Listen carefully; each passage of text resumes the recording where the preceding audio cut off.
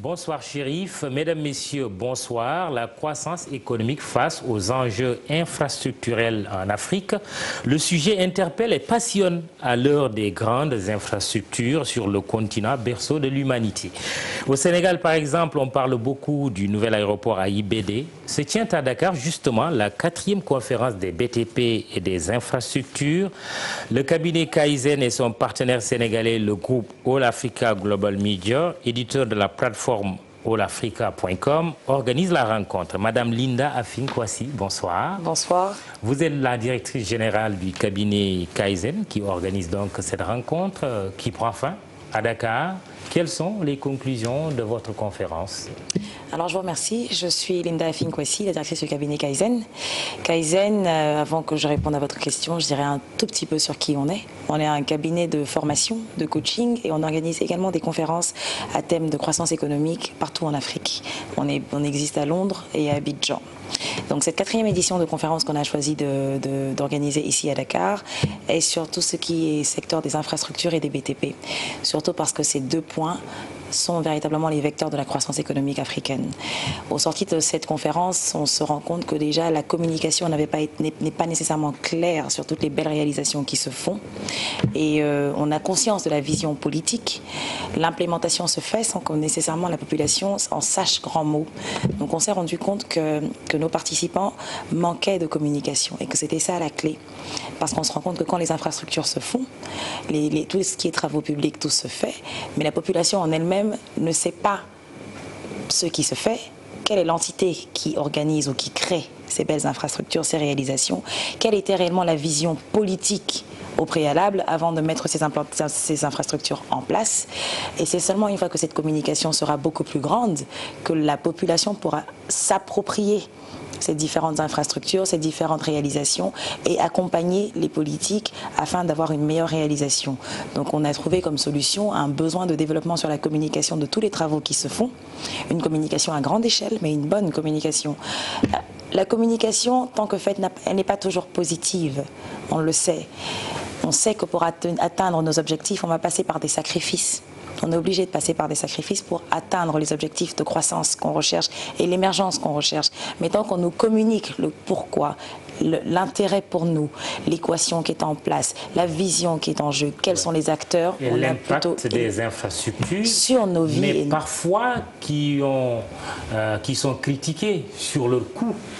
Mais avant tout ça, c'est pour ça que je vous parle de communication, parce que si on communique clairement et on sait l'entité qui s'en occupe, on sait l'entité locale ou internationale qui s'en occupe, on peut déjà apprécier ce qui se fait et on sait l'impact positif que ça va avoir sur nous.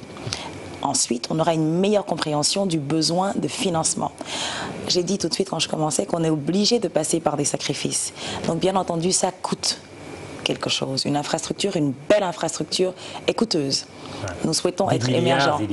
Ce sont des milliards, des centaines de milliards, mais on aspire tous à l'émergence. L'émergence n'est pas nécessairement juste avoir une belle route ou un bel aéroport, ça fait partie aussi de notre état d'esprit, notre grandeur d'esprit, notre capacité d'appartenance et d'accepter ces sacrifices-là pour notre développement à nous. Parce que bien entendu, ces constructions se font chez nous. Donc même si elles coûtent des milliards, elles sont pérennes, elles sont chez nous, elles nous appartiennent au bout du rouleau. Alors, plus de 150 personnes venues de la France, des États-Unis et bien entendu de l'Afrique ont participé à votre conférence. Vous soulignez dans vos documents que le sujet infrastructure est d'actualité au Sénégal, comme dans la plupart des pays d'Afrique qui ont logé les infrastructures au cœur de leur plan émergence. Partout on parle d'émergence. Qu'est-ce qui explique à votre avis le déclic infrastructurel en Afrique? Je l'ai dit au début, c'est le vecteur de la croissance, on le sait tous.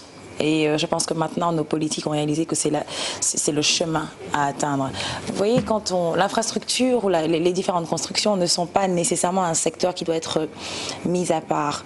Et à l'époque, c'était juste le secteur des infrastructures, le secteur des télécommunications, le secteur des énergies. Tandis que les infrastructures sont comme une maison. Et au sein de cette maison, vous avez différents tiroirs, que sont les télécommunications, les énergies, les mines, parce que vous avez besoin d'infrastructures partout. On a besoin de voirie, on a besoin de transport, on a besoin de se déplacer.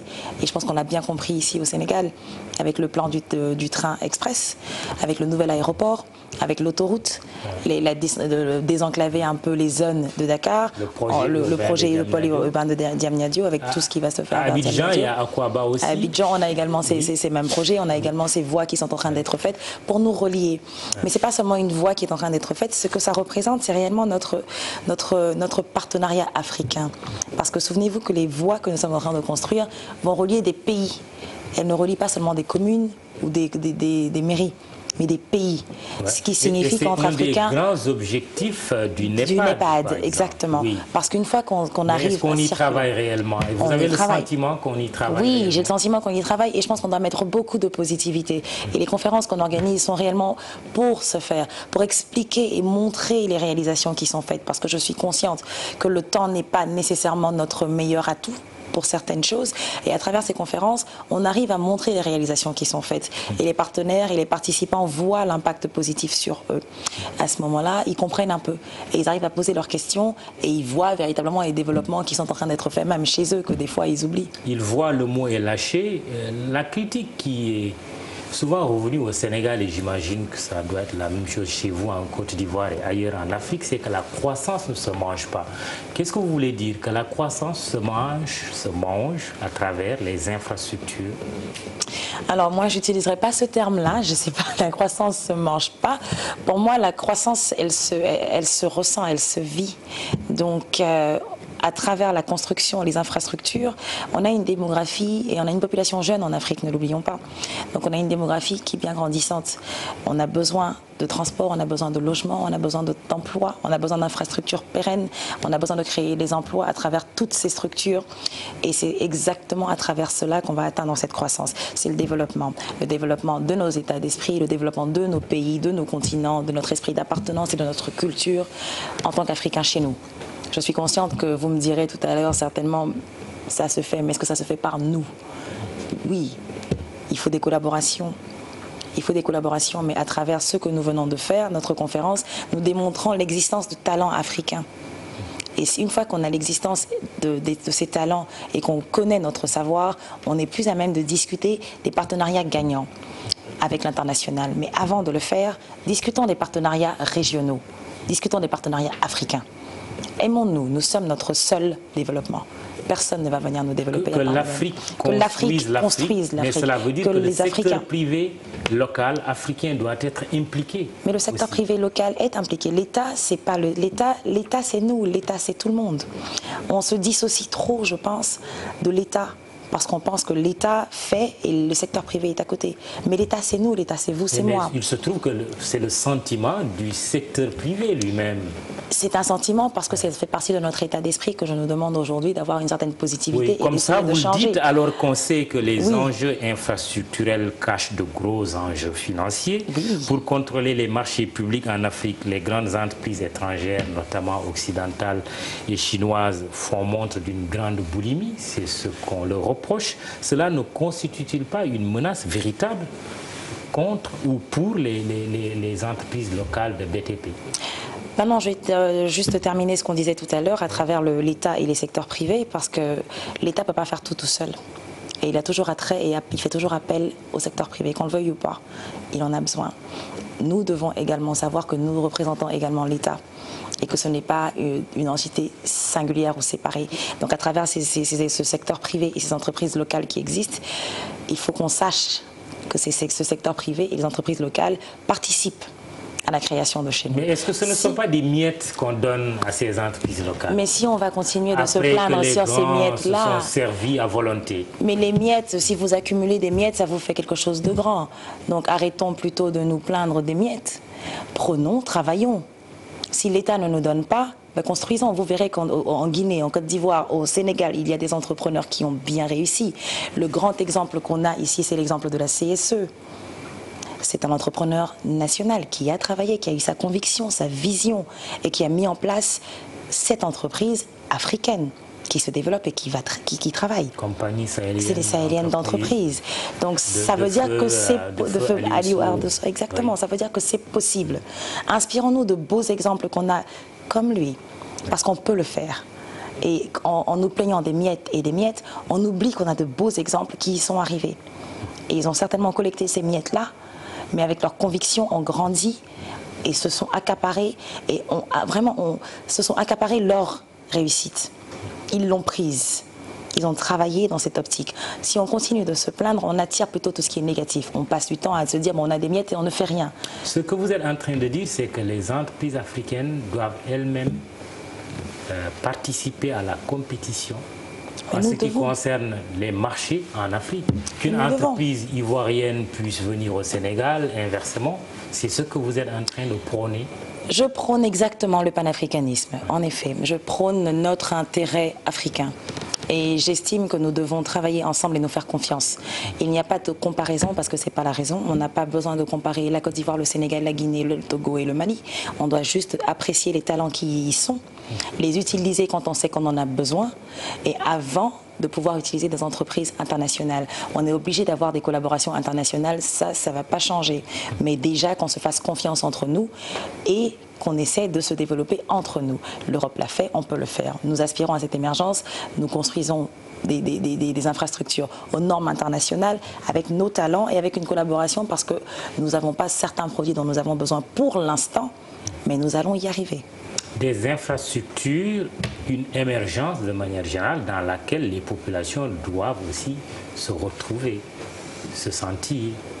Vous avez le sentiment que cette émergence vers laquelle on tend est déjà profitable aux populations africaines? Déjà, oui, j'ai le sentiment qu'elle est profitable. Ça nous favorise le déplacement déjà, le transport, les lieux, les logements et la communication qui va venir plus tard. Et ensuite, en faisant toutes ces conférences que nous organisons, nous essayons de discuter avec des fonds, des financiers pour qu'ils expliquent aux différents secteurs privés, secteurs publics, les différents montages financiers nécessaires pour pouvoir acquérir un bien, pour pouvoir faire une construction, pour pouvoir intervenir sur le marché de la compétition, de tout ce qui est offre.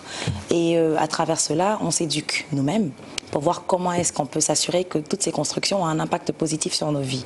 Mais pour l'instant, oui, j'ai le sentiment qu'il y a véritablement un changement positif pour nous. En un mot, que peut-on retenir de cette 4e conférence des BTP et des infrastructures que vous venez d'organiser à Dakar, au Sénégal? En un mot, c'est trop peu. Alors, déjà, cette conférence a été un vrai parcours.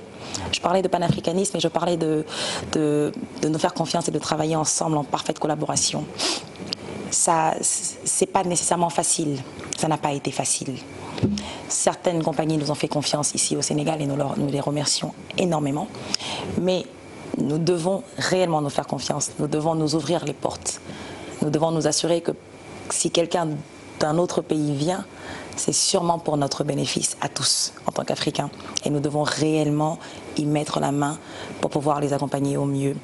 Ici, je remercierai, avant de vous donner mon mot de conclusion sur la conférence, donc l'État sénégalais, qui nous a très bien accueillis, en la personne du ministre des Infrastructures et le ministre de la Promotion des Investissements et des Partenariats Publics, qui nous ont accompagnés pour l'ouverture de notre événement. Nous les remercions infiniment. Mais pour terminer, nous nous rendons compte que cette conférence était nécessaire pour le développement de notre état d'esprit, pour la conscience de nos réalisations, pour comprendre ce qui se fait réellement et comprendre que ces réalisations ont un impact positif et comprendre que les infrastructures sont la clé de tous les autres secteurs, parce que dans tous les autres secteurs, on a besoin d'infrastructures. Donc ensemble, on doit bâtir.